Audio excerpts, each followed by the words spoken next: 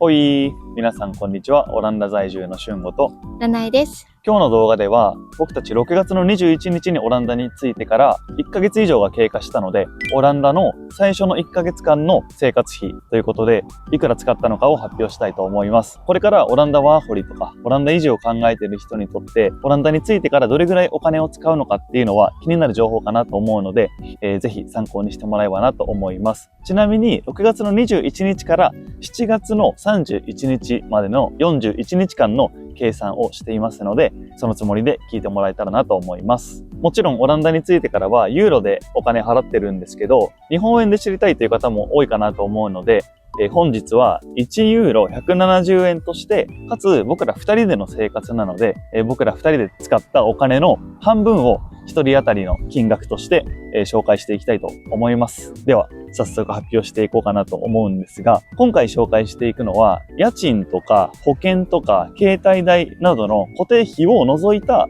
変動費としているものを発表します。僕たちの家計簿では11項目に分けています。その11項目っていうのがこちら。はい。まず食費。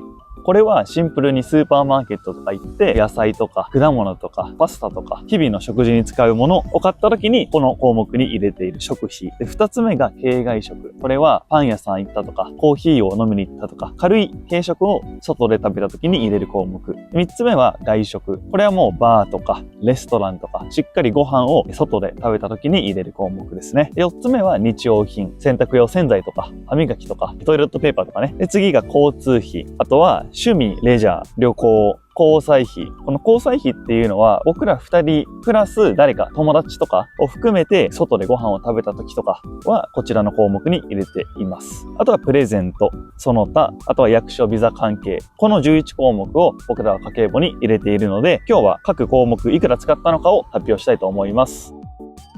それでは早速発表していきたいと思います。まずは食費。1人 84.27 ユーロ。日本円で 14,326 円。これ41日間での1人当たりの金額なんだけど、安いね。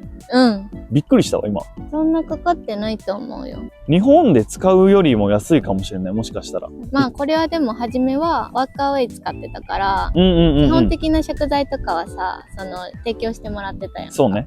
なんかビール飲みたいとか、お菓子買いたいってなった時、コーラとか、そういうものだけが積み重なってこの金額って感じ。そう。そのワーカーウェイっていうサイトの動画も撮ってるので、ぜひそっちの動画も見て参考にしてもらえばなと思うんですけど、食材とか食費が提供されるので、かなりそのおかげで節約できたよね。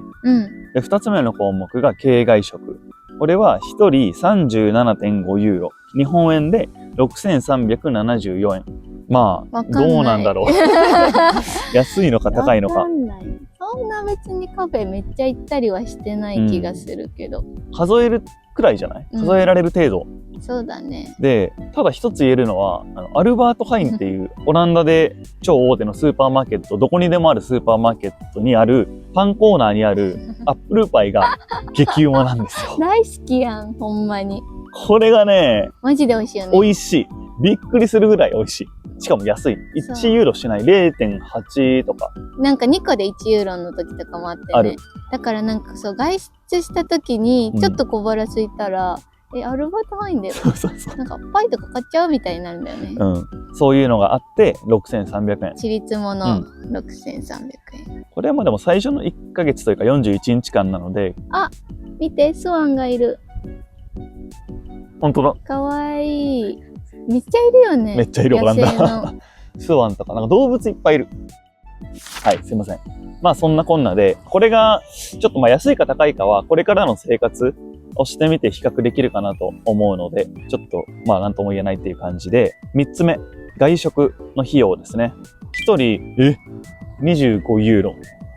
日本円にして4,250円。1回しか行ってないから。1回しか行ってない。外食はほんとしてなくて、ほぼ自炊よね。自炊。俊吾さんのお誕生日だけ行ったのがその日よかな。でもさ、だから軽外食多いんかも。昼にちょっと外で食べて、夜ご飯はお家で作ろうみたいな感じかもしれない。それもあるかもね。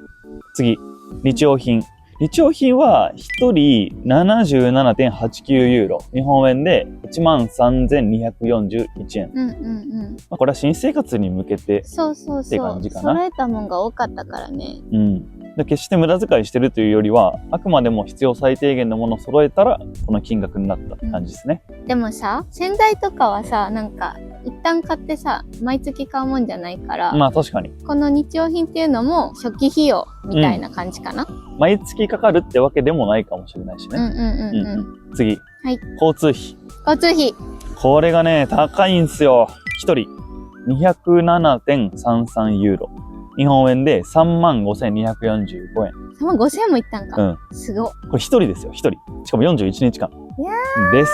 鬼高い。そうなんだよね。オランダ本当に交通費高いよね。高い。日本の多分軽く倍はするんじゃないかなっていうイメージ。でもなんか快適じゃない？椅子とか。まあね、快適だけどさ、でも思ったよりスケジュール通りに来ないみたいなこともある。遅れたりとか、来るはずの電車がいきなり来なくなったりとかっていうのも、まあたまにだけど、あったりとかする。でもいかんせん高いから、高い。だからみんな自転車乗るんだろうね。うん、それもあるかもね。うん。でこの高くなっちゃってる理由の一つに OV チップカードっていう、まあ日本でいうスイカみたいなカードがあるんですけど、オランダで電車とかバス乗るときはその OV チップカードっていうのが必要なんですけど、その OV チップカードの定期券を使って割引で乗ることもできるんですけど、そのためにはオランダの銀行口座を持っていないといけないとか、そういう、まあ、一定の要件があって、最初のこの41日間は僕らはそういった定期券とか変えずに正規の料金でひたすら乗りまくってたからちょっと高くなっちゃってるんだよね。うん。でも今はその OV チップカードの会員みたいなの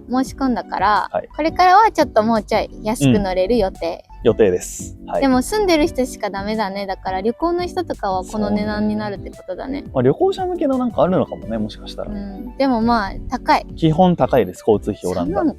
次。趣味レジャー 9.75 ユーロ。1658円。それあれでしょ？ボート乗った時でしょ？そうです。それ以外何もしてない。たったの1回。観光にボート代。なんかビザの申請ついでにデンハーグの周り散策したりとか、アムステルダム歩いたりとかはしてるけど、お金のかかる遊びっていうのはしてないって感じかな。そうだね、お散歩ばっかり。でも散歩するだけでもめちゃくちゃ楽しいです、オランダ。次、旅行。これは旅行行ってないので0円。これから行けたらいいな。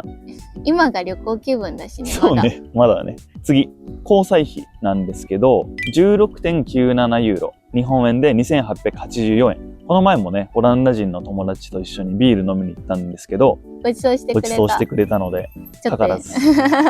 でも日本の方が交際費高いよ。一回飲みに行ったらさ、確かにね。2軒3軒回ったら普通にそんな飛ぶやん。まあ、しかもその趣味レジャーのその選択肢がさ、日本は多いから、ね、すごいじゃん。確かに。次はプレゼント。これは特に買ってないので0円。次、その他なんですけど、これは 39.89 ユーロ。日本円にして6781円。これは家探しの時に使ったサイトの登録料とか、なんかそういうものですね。で最後、役所ビザ関係なんですけど、これは1人 103.75 ユーロ。日本円で 17,638 円ということです。まあこれも最初だけだね。うん、本当に最初だけ初期費用です。今後はかからない予定です。というわけで、合計は、でん41日間ね、1人初期費用として使った生活費は 602.34 ユーロで、日本円で 102,397 円。どうですか？そんな高くない？だいぶ節約してると思います。うん、そうやね。めっちゃ節約してるから、無駄なお金基本ないよね。一切かかってない。だって41日間で10万円でしょ？日本に行った時の方がもっと使うよ、だから。そうだね。そのイメージあるわ。